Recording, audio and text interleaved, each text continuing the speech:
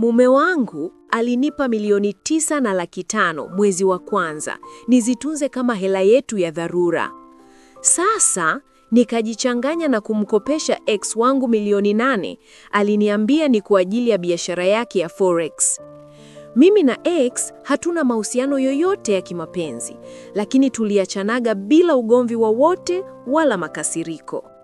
Nilimpa kwa sababu aliniahidi kuwa angenirudishia hiyo hela mara 2 ya niliyompa baada ya miezi 2.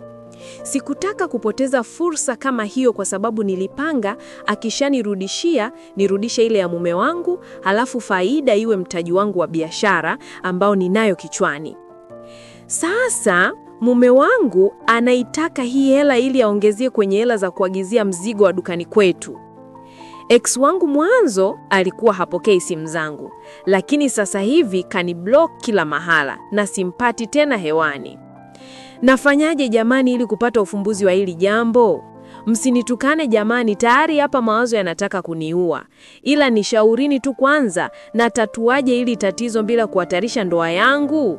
Natoa wapi milioni 8 ya haraka haraka kabla mambo hayajaribika kabisa?